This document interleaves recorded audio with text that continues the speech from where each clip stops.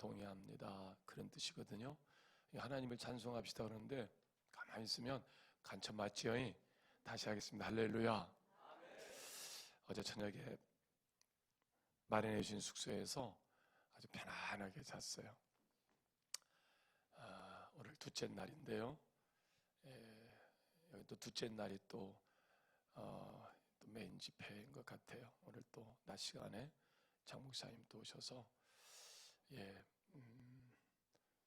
시대에 하나님께서 사용하시는 주의 종인데요. 그분이 또 침례교단의 목사님이신 것을 여러분 기뻐하십시오. 감리교 입장에서는 좀 부러워요. 그래서 침례교 목사님들하고 제가 집회를 하는데 침례교가 좀 침침했었거든요. 장 목사님한테 제가 그랬더니 야, 감리교는 감감해 그러시더라고요. 네, 침례교에 또 훌륭하신 목사님들이 참 많이 계시고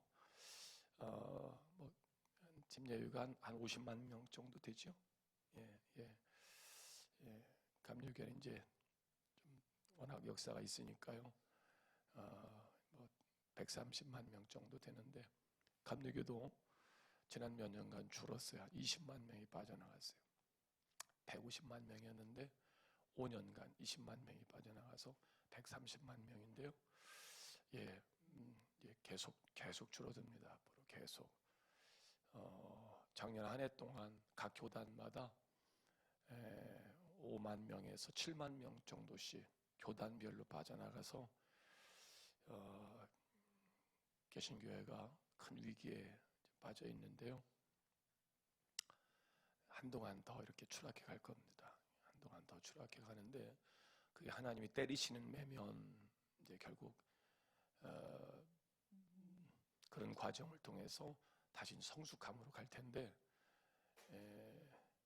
하나님이 촛대를 옮기시는 거면 유럽과 같이 똑같은 경우에 해당될 겁니다. 더더욱 저출산의 문제는 어제 말씀을 드렸죠. 재작년에 59만 명이 시험을 봤어요.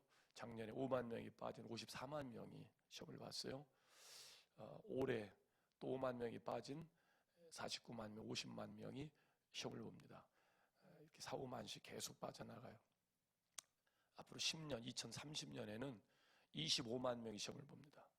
그러니까 어마어마하게 저출산의 문제가 우리나라로서는 재앙적 수준이에요. 근데 방법이 사실은 뾰족한 수가 없어서 누군가는 건드려줘야 되고 이 문제를 해결해야 되는데 지금 정치권에서는 사실은 체제전쟁이거든요. 70년 전에 있었던 사회주의로 갈 거냐 자유민주주의로 갈 거냐. 우리는 70년 전에 사회주의를 해본 적도 없고 민주주의를 해본 적도 없어요. 6.25 전쟁 이후에 우리는 그런 여러 혼란을 경험해서 이제 자유민주주의로 권고히 서서 지금 오늘의 대한민국이 됐는데 대한민국이 보다 더 우리 민족이 잘 사는 방법을 위해서 국민적 합의에 의해서 사회주의로 가든 자유주의로 가든 국민적 합의에 의해서 가게 될 겁니다. 또 진보와 또 보수의 진영이 한쪽에는 또 보수가 정권을 또 잡고 가야 되고 또 한편으로는 진보가 또 정권을 바꿔서 가야 성숙함이라는 것이 생겨요. 근데 지금의 싸움은 진보냐 보수와의 싸움의 문제는 아니고요. 결국 이제 체제 전쟁인데 앞으로 우리 사회가 어떤 극단적 결정을 해야만 할 때가 올 것 같아요. 지금 이런 시점이면 유럽식 사회주의로 갈 수 있겠죠. 여러 이제 보험이라든지 연금이라든지 이런 문제는 일반 보수 쪽에서는 또 자유민주주의 진영에서는 해결하기 어려운 구조적인 문제였던 것을 사회주의에서는 또 그렇게 풀어가요. 근데 그렇게 해서 우리 민족들이 결단해서 보다 더 한 계단 업그레이드돼서 통일을 이루고 통일을 이루어서 세계적으로 찾아볼 수 없는 5%씩 한 10년, 15년씩 계속 성장을 이룰 수 있는 그런 통일이면 대한민국은 큰 복이에요. 그렇게 가게 되면 G2, 대한민국이 세계에서 두 번째 잘 사는 나라까지 갈 수 있거든요. 근데 문제는 북한식 사회주의로 회귀하게 되면, 왜 제가 회귀라는 표현을 썼냐 그러면, 우리가 자유민주주의를 권고히 하기 전에 대한민국은 거의 사회민주주의화 될 뻔했어요. 박헌영이가 이제 여러분 상상할 수 없는 많은 수가 대한민국에서 사회주의를 요청했거든요. 그래서 김일성이가 사실은 그런 잘못된 정보를 가지고 전쟁이 와 보니까 그건 아니거든요. 또 그래서 미국이 우리를 쌓고 도왔기 때문에 결국에는 이제 38선에 갈라져서 사회민주주의냐 자유민주주의냐 이 싸움을 지금 70년 동안 계속 해오고 있는데, 북한식 사회주의로 가게 되면 다른 건 다 거기서 사는 동네이고, 우리가 그렇게 우리 민족 어리숙하지 않기 때문에 이제 뭐 정반합에서 성숙으로 가듯이 그렇게 가게 될 겁니다. 근데 문제는 요물론적 사관에 의해서 사회주의를 만들어낸 북한식 사회주의에는 교회는 없어요. 이게 우리가 심각한 겁니다. 그럼 적어도 우리가 이렇게 아우성치고 얘기할 때는 뭔가 이렇게 안심할 수 있는 얘기를 해줘야 되거든요. 그게 아니요, 이 사람들아, 그건 가짜뉴스야. 우리가 보다 더 우리 민족이 잘 사는 방법을 위해서 가자는 것이지, 그게 아니요, 이렇게 안심적인 얘기를 해줘야 되는데, 그동안 꽤 오랜 시간 동안 교회 해체에 관한 기독교를 적폐로 여기고 가는 일들이 계속 벌어졌어요. 더더욱 조국이라는 사람이 법무부 장관으로 세워질 때 우리가 우려했던 것은 그 사람 굉장히 샤프하고 일반 정치인들이 할 수 없는 이야기를 많이 해놨거든요. 그래서 굉장히 좋아하고 저들이면 그래, 저런 사회가 와야 돼, 이런 생각을 가진 적이 있는데, 그분의 감춰진 발톱 가운데 이런 게 있어요. 교회는 해체되어야 된다. 교회는 반드시 해체되어야 우리가 꿈꾸는 세상이 온다는 거죠. 근데 이거는 우리가 도저히 받아들일 수 없어요. 우리 민족이 보다 더 잘 사는 나라로 가는 것에 뭐 동의하지 않을 사람 아무도 없어요. 그러나 우리 기독교 입장에서는 땅끝까지 복음을 이루어야 할 역사적 사명을 가지고 있는 우리로서는 교회가 해체의 대상이 된다는 것은 이거는 있을 수 없는 일이에요. 그렇기 때문에 우리가 정말 목숨을 걸고 금식하고 단식하면서 대한민국을 위해서 지금 기도하고 있는 거거든요.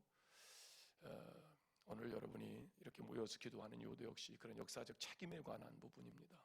그래서 우리 민족이 그렇게 어리숙하지 않고, 하나님은 대한민국을 사랑하셔서 독생자를 주셨고, 그로 인해서 우리 사회가 70년 만에 유례를 찾아볼 수 없는 일이거든요. 정말 유례를 찾아볼 수 없어요. 네. 하나님은 복음이 확장된 그곳에, 그의 나라와 그의 의를 이룬 곳에 이 모든 것을 더하시는 축복을 허락하시는 줄로 믿습니다. 이게 역사를 주관하신 하나님이에요. 대한민국에요, 이런 역사를 이룰 수 있는 어떤 이유가 없어요. 이유가 36년간 그냥 빨대 꽂고 뺏겼지 않습니까? 전부 다. 우리가 말을 안 해서 그렇지, 우리 조상네들이 그 일본 놈들한테 당한 일은요, 그냥 가만히 있어도 이가 갈리는 거예요. 일본은 도저히 우리 편이 될 수 없어요. 사사건건 어떤 중요한 일 있을 때마다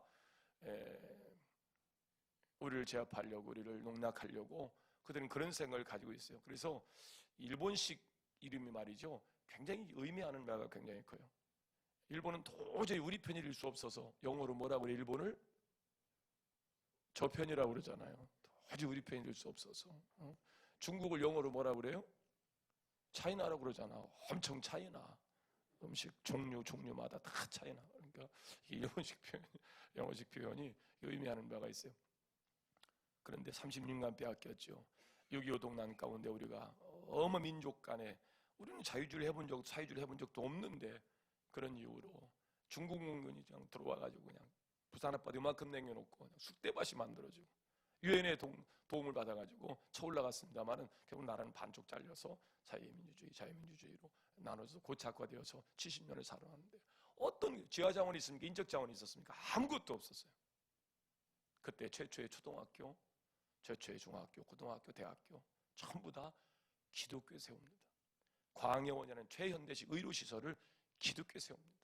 여러 사인프라 콘텐츠를 전부 다 기독교적 입장에서 그렇게 시작을 한 거예요.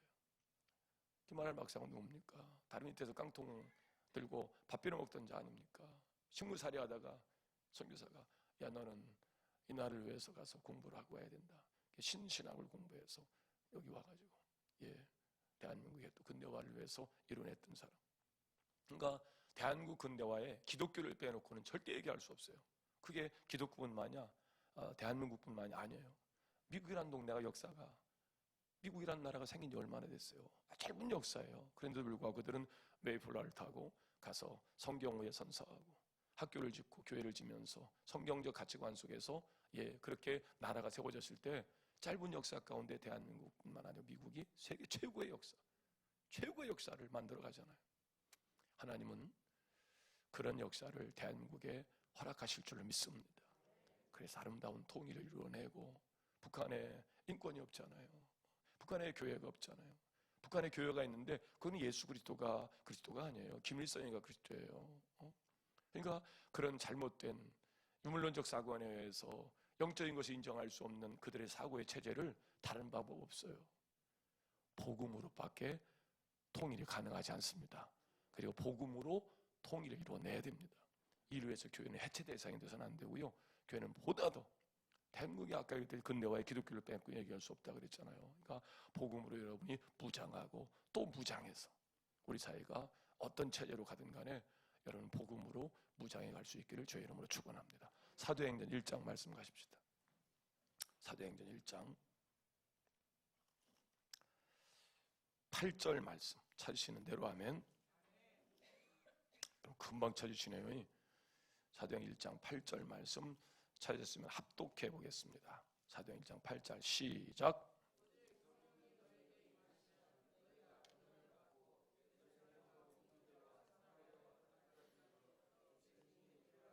오직 성령이 너희에게 임하시면 너희가 무엇을 받고? 성령이 임하셔서 받는 권능이 없으면 어둠의 영을 이길 방법이 없어요. 우리는 영적 존재지만 영인 마귀 사탄을 이길 방법이 없어요. 그래서 오직 이 선악과를 먹도록 미혹하고 자기 견해에 의해서 하나님을 판단하는 죄 가운데 빠져있는 인류가요, 이걸 이길 수 있는 하나님은 세우시는 영이고 회복시키는 영인데 세우시고 회복시키는 하나님만 계시면 뭘 문제겠어요? 무너뜨리고 계속 우리로 하여금 멸망할 수밖에 없도록 우리를 미혹하는 악한 영이 있기 때문에 이 사회가 이렇게 어려워지는 거거든요. 그걸 이길 수 있는 방법은 복음입니다. 성령의 역사입니다. 성령이 임하여야 그 권능을 받고 그리고 하나님 나라를 확장해가는 하나님 형상과 모양을 회복해가는 거예요. 대초에 하나님 천지만물을 말씀으로 창조하고 인생을 내실 때에 그 그의 생기를 불어넣어서 리빙 살아있는 영적 존재가 되게 하셨다 그랬죠. 영이신 하나님이 주신 권세를 가지고 영적 존재가 만물을 다스렸더니 다스려지는 거예요. 아름다운 소산물을 내는 거예요. 그게 기쁨 동산, 행복 동산이었어요. 근데 죄가 들어와서 하나님과 관계가 이제 끊어지니까 영이신 하나님이 주신 권세가 없으니까 없는 권세 가지고 자기 권세를 가지고 다스리렸더니 안 다스려지는 거예요. 하나님 우리에게 권세를 위임하셔야 그 권세를 가지고 범사가 잘 되게 될 줄로 믿습니다. 하나님의 권세가 없으면 안 다스려지는 거예요.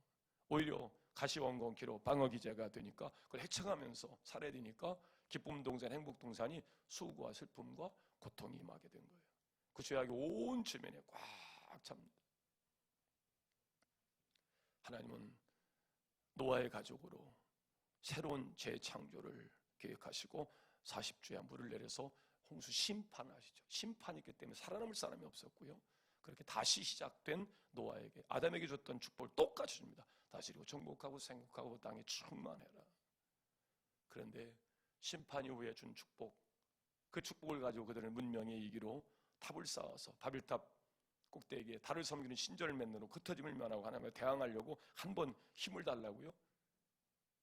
하나님은 죄를 가지고 태어난 자, 죄 짓고 동일한 심판이 계속 반복되는 저주의 삶을 끊으시고 이제는 저들을 심판하지 않고 보호하시겠다고요? 구원하시겠다.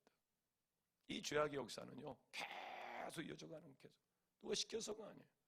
인류 가운데 이런 DNA는 계속 이어져가는. 제가 90년에 결혼을 해서 남매를 뒀는데, 큰애가, 엄마가 고등학교 교사예요. 집사람은 학교 가가지고 진화론을 가르치고, 무슨 과목인지 금방 알겠죠? 생물을 가르치고, 저는 대학에서 창조론을 가르치고 묘하게 조합을 이루어서 잘 삽니다. 그래서 딸애를 낳았는데 우리 어머니가 30년을 철회하셨거든요. 그러니까 9시 반 되면 교회 가서 기도하시고 그렇게 새벽 기도하시고 몸이 꽁꽁 얼어서 집으로 오세요. 오셔서 각 순회를 하는 거예요, 방마다. 그리고 안수를 하시는 거예요. 그때 어릴 적에 얼마나 싫었던지. 어머니 오시고 한 3, 40분 더 잘 수 있거든요.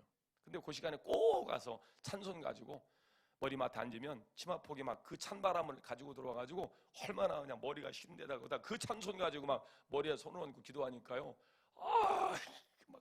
막 경기가 나겠어. 막 어머니가 오기 전에 이불로 막 미라 이렇게 꽁꽁 이렇게 잡고 오면 어머니는 뚫고 들어오는 은사가 있어가지고 안수하는 거예요, 하나님.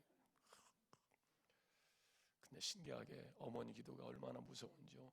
제가 꾼 꿈, 제가 바란 어떤 계획들 어느 순간 다 없어지고 어머니가 기도하는 대로 내 삶이 그렇게 계획되어져서 가고 있더라고요. 그걸 알고 제가 결혼해서 기도만큼 무서운 게 없다. 아내가 임신했다는 소식을 듣자마자 누워! 그래서 하나님 태명 으뜸이 우리 으뜸이에게 지와 명철을 주시옵소서 그랬더니 얘가 지 아버지 닮아가지고 공부를 엄청 잘해요. 지 아버지가 나요. 진짜요. 중학교 탑, 충남 외국고등학교 탑. 걔는 수능을 만점 맞을 줄 알고 우리는 KBS 인터뷰할 줄 알고 둘이가 준비하고 있었어요. 수능 봐서 들어간 건 아닌데 수시계는 3개밖에 안 틀렸어. 3개 틀리고 와가지고 하나님이 주신 지혜를 내가 발휘를 못했다고 막 하는데, 둘째는 지 엄마 닮아서 공부를 잘 못해. 오늘 고등학교 3학년인데 개방에 들어갔더니 깜짝 놀라가지고 책 밑으로 핸드폰을 넣는데 핸드폰이 미처 꺼지지 못해가지고 불이 번쩍번쩍하고 있어요. 야, 너 3학년 아직도 핸드폰을 극복 못하고 있더니 아빠 그게 아니고 제가 아빠 속이려고 한 건 아닌데 아빠 제가 핸드폰으로 부산, 울산, 천안 ITS 내비게이션 프로그램을 자기가 만들었던 거예요. 삼성 앱스토어에서 지금도 팔리고 있는데 야, 네가 이걸 어떻게 했어? 그랬더니 내가 아빠 닮아가지고 손재주가 있잖아요. 걔가 아빠 닮아가 손재주가 있어. 그래가지고 책을 한 권 사다가 제가 프로그램을 만드는 거예요, 핸드폰.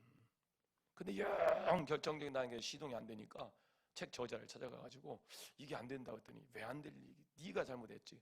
그리고 검색해 보니까 인쇄 과정에 점이 하나 빠진 거예요. 그러니까 이 저자가 이야 이 자식이 되게 보통 놈이 아니다. 그래가지고 이제 계속 아빠 모르게 제가 이제 그분하고 이렇게 만나서 그 프로그램을 만들어낸 거예요. 그 교장 선생님한테 가가지고 선생님 학생이 이 정도 했으면 선생님 어떻게 좀 해보세요. 그러니까 선생님 하나 붙여가지고 정보올림피아드 대회에 얘를 출전해 보냈어요. 얘가 지 아빠 닮아가지고 가서 입상을 해버렸어요. 그래가지고 대학을 갈 때도 이렇게 컴퓨터공학인데 여러 대학에서 전부 다 얘를 초대를 한 거예요.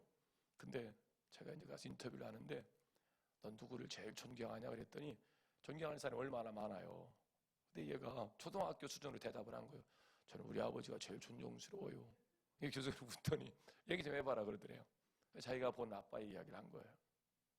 우리 아빠는요 교회 목사님인데요. 목사님도 잘 살 수 있는 방법이 있는데요. 아빠는 이상하게요 늘 가난한 길을 선택하세요.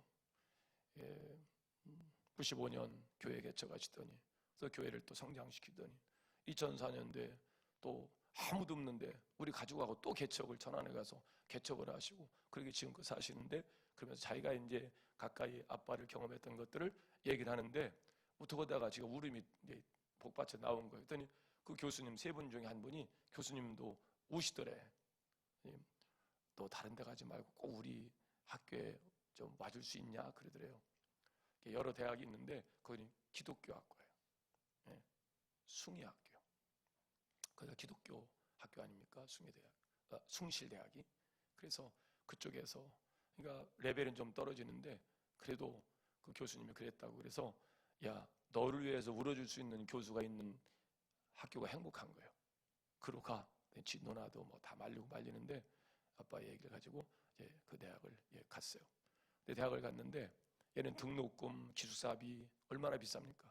10,000원 내면 2,000원 거실러 줘요. 예. 제 아비 닮아가지고 애가 얼마나 손재주가 있는지 그렇게 애들이 크고 자라는 거예요. 큰애가 이제 선생님이니까 학교 가고 아내는 유치원 갔다가 2시 반쯤 와요. 제가 집에 기다리고 있다가 이제 오는 거예요. 아빠! 그러면 효진아! 그리고 둘이가 이제 늘 이렇게 이산가족 상봉하듯이 제의를 해가 제가 이렇게 안고 그러면 막 뭐라고 이제 하면서 가는 거예요. 그날따라 효진이가 또 와가지고 아빠! 이거 효진아! 왔는데 막 눈에 뭐가 하고 싶은 얘기가 막 눈에 가득 들어있어요. 아빠 그래서 왜 그랬더니 아빠 씨발로마! 여러분 지금 웃음이 나오죠? 저는 충격적이었어요. 얘가 유치원에서 생전 못 듣던 얘기를 배운 거예요. 애들이 막 돌아다니면서 씨발로마 그러니까 쫓아다니면서 뒤에서 기차 내리면서 막 그 얘기하다가 이걸 아빠한테, 집에서 혼자 있는 아빠한테 이 놀라운 사실을 전해주겠다 그리고 집에 와가지고 아빠 왜? 아빠 씨발로마. 걔 아빠가 나하고 내가 목사요. 걔 엄마가 선생님이라고. 어떻게 이런 가정에서 야 이거 있을 수 없. 야 그랬더니 얘도 이게 칭찬을 받을 일이 아니라는 느낌을 갖고 울더라고. 이렇게 등을 쓰다듬으면서 기도했어요. 꼭 안고 하나님 지혜와 명철을 주신 것은 감사한데 하나님 이 아이에게 성결한 영을, 정직한 영을 허락하여 주옵소서. 이게 부모의 책임 아닙니까? 울타리로서의 그 책임을. 지금 이제 잘 커서 이제 남매가 성숙한 그런 크리스찬으로 서갔는데 부모인들 자녀에게 이런 죄악이 물려지는 것을 가르쳐주고 싶겠어요. 근데 그렇게 미혹을 받아서 선악과를 먹은 이 원죄는요 그리스도의 보혈이 아니면 씻겨지지 않습니다. 죄의 결과는 사망입니다. 여기서의 사망은 하나님과 관계와 교제의 단절을 이야기하는 거예요. 사단 마귀는 우는 사자처럼 계속 여러 문화를 가지고 여러 사상 철학, 시대적 조류를 가지고 하나님과의 관계와 교제에서 선악과 먹듯 그렇게 자기 견해를 가지고 자기 속에 오른 대로 사는 일들을 계속 이야기하는 그것이 교회 문화 안에 들어와 버렸어요. 어저께도 말씀드렸죠. 하나님 말씀이 선포되면 따라합시다. 아멘. 아멘. 그 말씀을 받아야 되는데 말씀을 받지 않습니다. 목사님 고맙습니다. 제가 기도하고 결정하겠습니다. 잊으라고 말하고. 그러니까 목사님이 선포하는 말씀이 하나님은 누구며 자기가 또 기도해보고 결정했다는 그 하나님은 누구냐 말이에요. 자기 속에는 옳은 대로 신앙생활하는 거예요. 이거 선악과 먹고 생긴 자기 견해, 이 원죄의 여파거든요. 이 문제를 해결할 수 있는 유일한 방법은 물과 성령으로 거듭나는 거예요. 죄악의 역사 온 지면에 덮고 하나님은 새롭게 그들의 구원을 위해서 하나님 나라를 세우기로 나라에 필요한 국민 주권 영토 아브라함부터 시작해서 아브라함, 이삭, 야곱이 12알 가운데 요셉이 들어가서 70의 몸을 들고 430년간 살으니까 별도 준비시킨 자기의 자아를 완전히 깨쳐버린 그 나이에 모세를 불러서 그들이 신으로 섬겼던 10가지를 전부 다 신이 아니라는 증거로 재앙이 되게 하시고 하나님께서 특별한 은총으로 마른 땅 건너듯 출애굽하게 하셔서 광야 40년 동안 생각을 바꾸게 하셔요. 생각이 바뀌어지는 동안 하나님 그들을 하나님의 백성을 인정하지 않아요. 2년차 가데스 바네에서 할례를 중지시킵니다. 그리고 광야에 40년 동안 그들의 생각을 바꾸고 하나님의 의가 나타나서 믿음으로 믿음에 이르게 하나니 델크 개념으로 보게 하시고 듣게 하시고 깨닫게 하신 것이 믿음이 되어서 믿음에 이르게 하나니 의적 결단으로 요단강 앞에서 그들은 갈라지지 않은 요단강을 믿음으로 건너갑니다. 요단강이 갈라집니다. 그리고 국민 주권을 이루었던 그들에게 영토 가나안 땅을 주죠.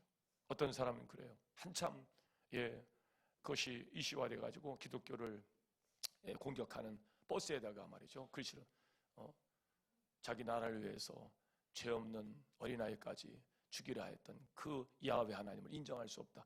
네가 역사적 배경을 몰라서 그래. 노아가 첫 소산물로 하나님 앞에 드려야 할 것을 술을 빚어서 먹고, 그 술찜에 술을 먹으면 몸이 뜨거워지니까 옷을 벗고 자빠져 자요.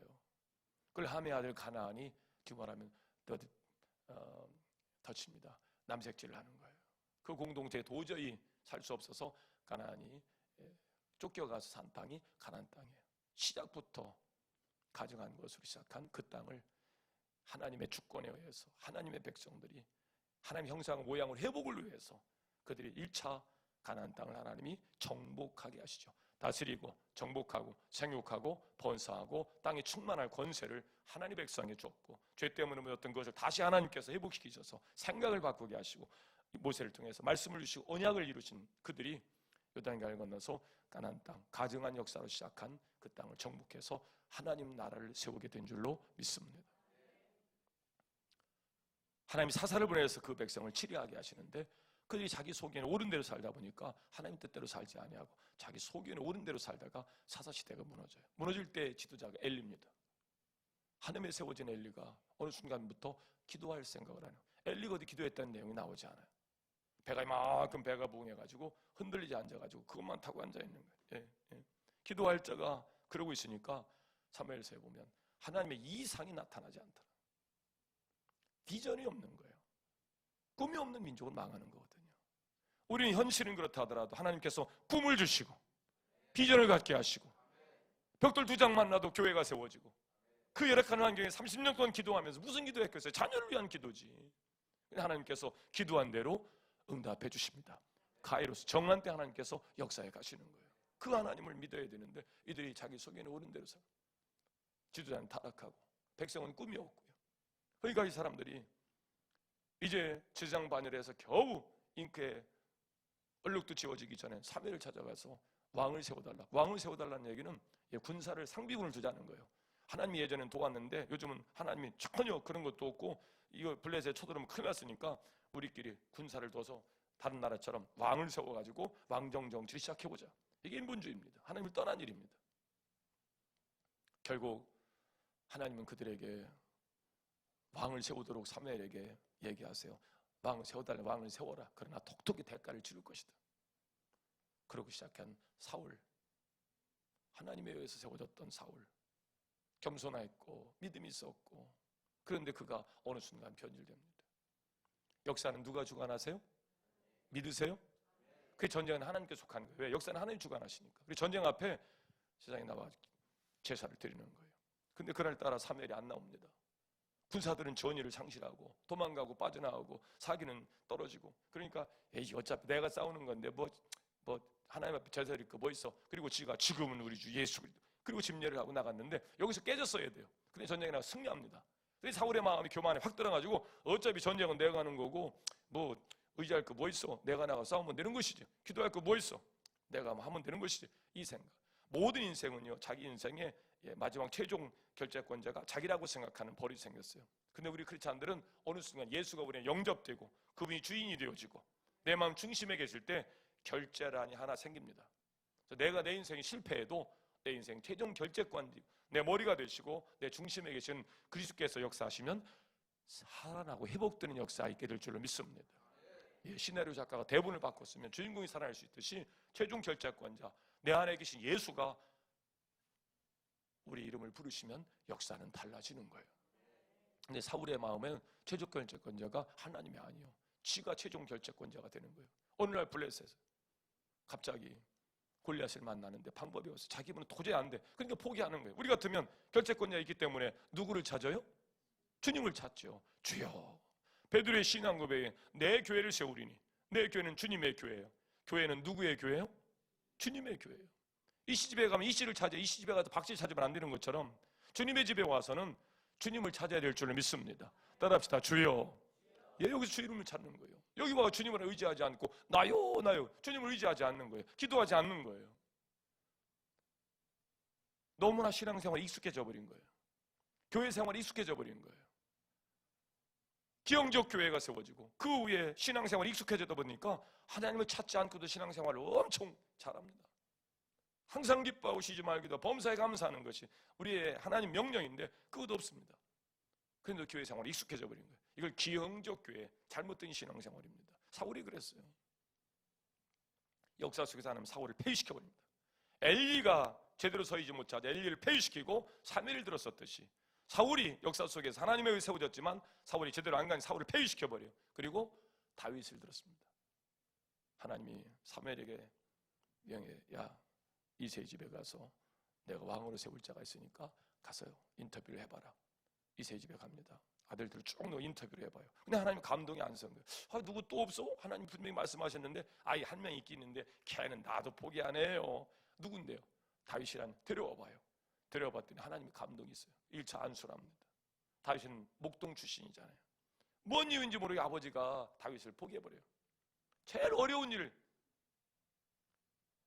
새끼 낳은 양을 관리하고 제일 어려운 일이에요. 그러니까 아버지가 자기 사랑을 안 주니까 혼자 사실은 악기를 날아가면서 그래도 하나님이 우리 유다 지파를 사용하신다 그랬어. 어릴 적부터 그런 역사가 있으면 내가 준비해야지. 하나님이 정한 때 역사하실 때 카이로스의 역사를 기대하면서 자기 준비를 해나가는 거. 언젠가 하나님 역사하실 그날을 위해서 막 맷돌을 가지고 던져가면서 전쟁 연습도 하고 준비해가는 거예요. 크로노스의 시간 가운데 카이로스의 하나님이 정한 때 하나님이 다윗을 불러 사용하십니다. 드드없이 전쟁 가운데 다윗을 집어넣는 거예요. 근데 갔더니 인생의 최종 결재권자인 사울이 포기한 거예요. 이건 도저히 안 된다. 어떻게 골리앗을 우리가 이길 수 있겠는가? 비 맞은 중처럼 중얼거리고 있는 거예요. 큰 뚝방에 저쪽은 골리앗, 이쪽은 사울이. 도저히 방법이 없어요. 저쪽엔 막 골리앗을 막 사기가 막 충천해가 난리치는데 이쪽은 전부 다 중얼거리고 앉아. 큰일 났다. 그때 다윗이 투입돼가지고 그래가지고 이 여호와 이름을 능욕하는 자여 네 이름이 누구냐? 이런 주리를 들름. 그리고 하나님이 자기 준 권세를 가지고 역사를 주관하시는 하나님이라는 사실을 믿고 전쟁은 칼과 단창에 관한 것이 아니요 누구와 함께하느냐의 문제예요. 여호와 이름을 가지고 큰 물맷돌을 가지고 던졌더니요 그 사람들은 왜 죽었는지도 몰라. 골리앗이 갑자기 꼬맹이 하나가 요만한 꼬맹이 하나가 가지고 마라마라마라 떠드니까 비켜라 아유 위험한데 아니, 칼도 없고 창도 없잖아. 뭐 어떤 놈이 그런 거예요. 비켜봐 너 여기 왜 와서 뭐라고 하는 거요? 이러고 쳐다보다가 돌 맞아 죽은 사건이 골리앗이 죽은 사건이에요. 이거 어마어마한 등체 골리앗 뒤에 있던 블레셋 사람들은 왜 죽었는지도 몰라. 여호와 이름이 진짜 이거 무섭네? 그리고 도망가는 그 순간 사울이 군사를 데리고 가서 청소만 했을 뿐이에요. 근데 신기하게 그 전쟁터에 종군 기자들이 있었어요. 가지고 막 원고를 KBS에 금방 막 해서 송고한 거예요. 그 다음날 아침 KBS 헤드라인 뉴스에 뭐라고 나왔어요? 사울은 천천히요 다윗은 만만히로다. 기자의 눈은 속일 수 없어요. 역사는 하나님이 주관하세요. 불국 같은 눈덩이. 이렇게 백성들이 도대체 다윗이라는 놈이 누구요? 사울은 천천히요 다윗은 만만히로다. 역사를 누가 주관하시니까? 하나님이. 시나리오 작가가 대본을 바꿔서도 죽었던 주인이 살아날 수 있듯이 역사를 주관하신 하나님이요 다윗의 이름을 부르니까 금방 다윗이 역사 속에서 중심이 되고 주인공이 된 줄로 믿습니다. 한국이 그런 역사 가운데 70년 만에 세계사 가운데 240가국 중에 대한민국처럼 열악하는 환경이 어디 있어요? 그런데 하나님이 들어 사용하시니까요. 어마어마한 세계 탑10 안에 지금 들어와 있지 않습니까? 그런 다윗이 범죄를 해요. 그렇게 세워진 다윗이. 이 죄성은요 누구도 자신할 수 없는 거예요.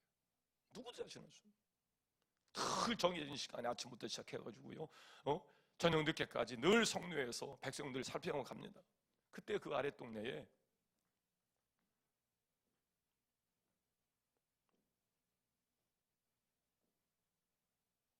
불려신을 하냐. 사실은 밧세바라는 사람은 어릴 적부터 꿈이 있었어요.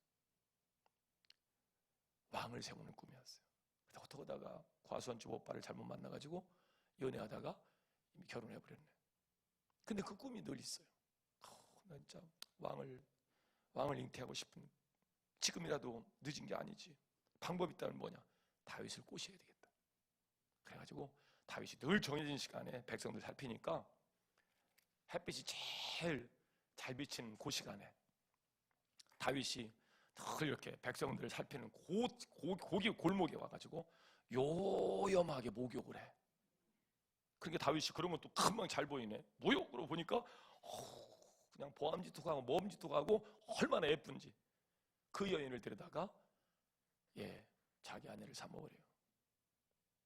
그러니까 참모들이 얘기합니다. 왕이요, 아무리 그래도 남편 있는 아내를 거탈하면 그거는 실정법의 위반이에요. 백성들이 지금 다윗에 대한 존경심이 이루 말할 수 없는데 큰일 납니다.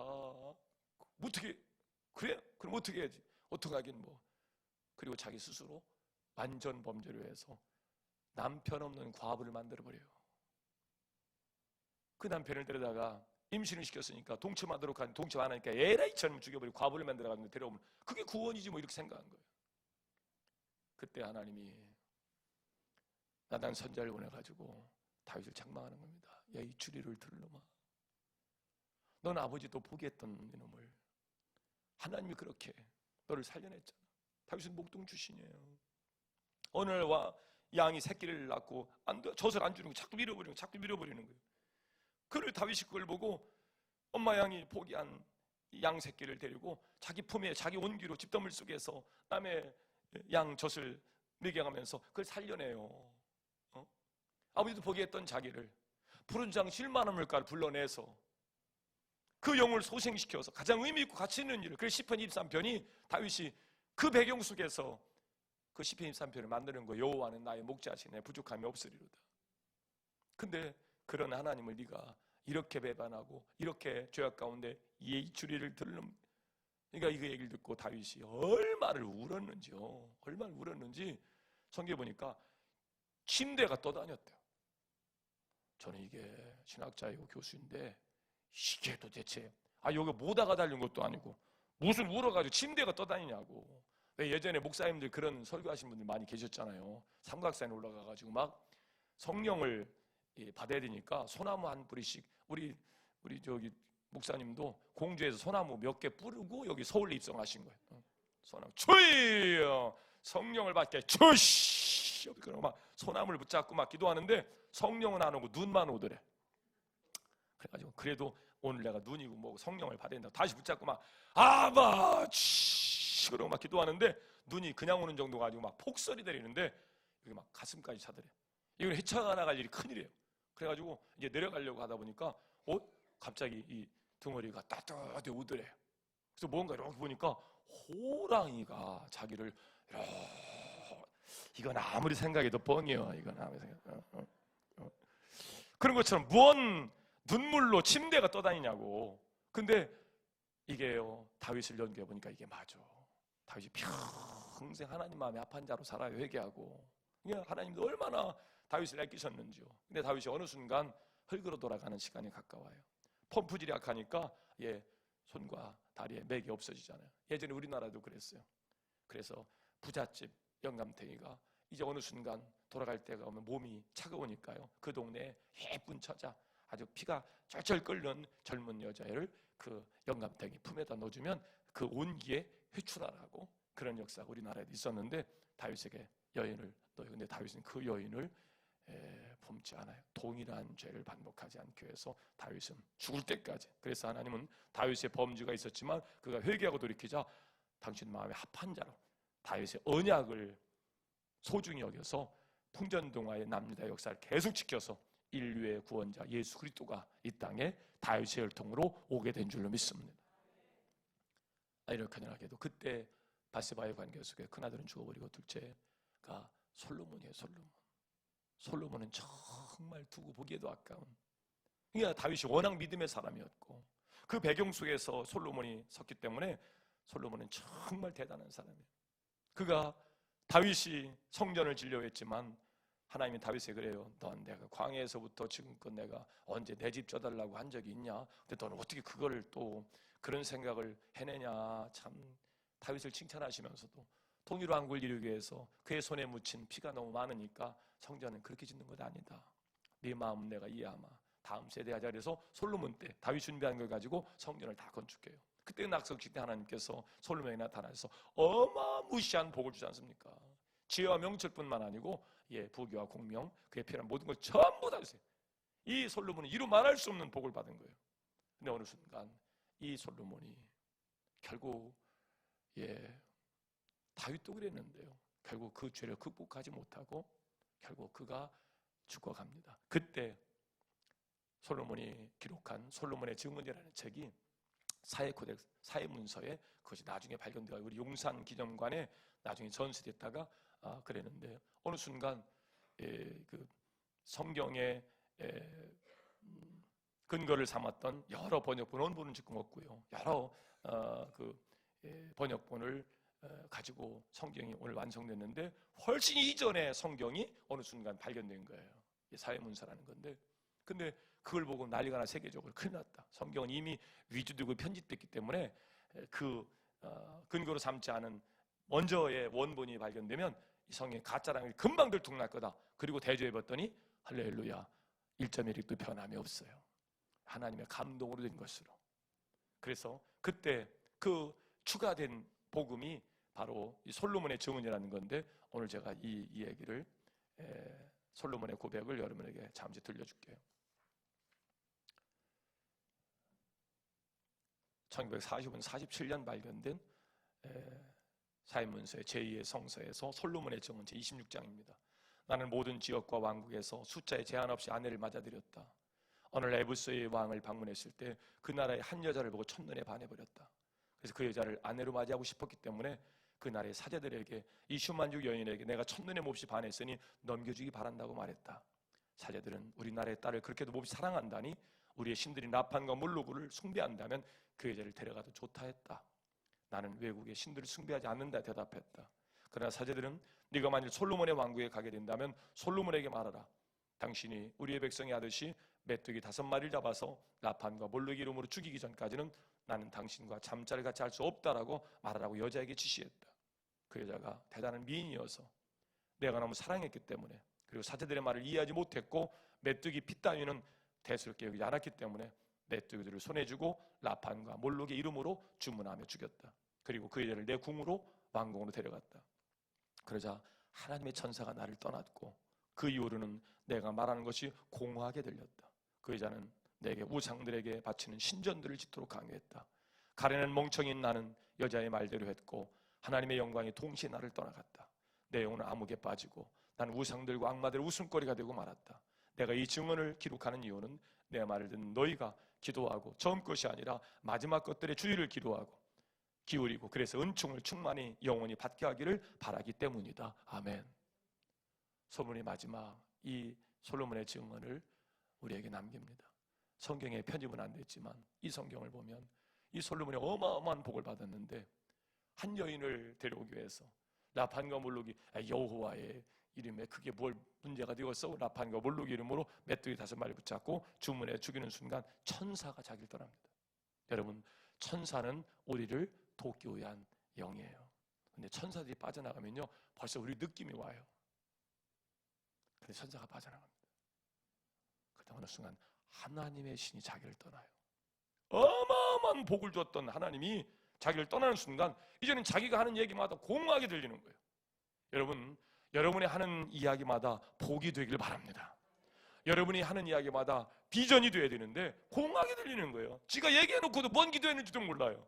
뭔 꿈도 없어, 비전도 없어. 이게 죄악으로 자기 이야기가 공허하게 들리기 시작하는 거예요. 여러분, 솔로몬이 결국 정말 이 솔로몬의 죄악 가운데에서 그 나라와 민족은 찢어지게 되고 결국 옳고 그름의 문제로 결국 10개의 지파가 여로보암을 중심으로 새로운 역사를 펼쳐나가요. 시간이 돼서 오늘 말씀을 정리하려고 그러는데요. 어느 날 옳고 그름의 문제가 그 시대에 임하게 됩니다. 르호보암을 정통성으로 그 다음 나라가 세워져야 되는데 솔로몬 때 솔로몬의 타락상을 지켜봤던 원로들이 르호보암에 와서 얘기합니다. 넌 어떻게 나를 치료할 거냐?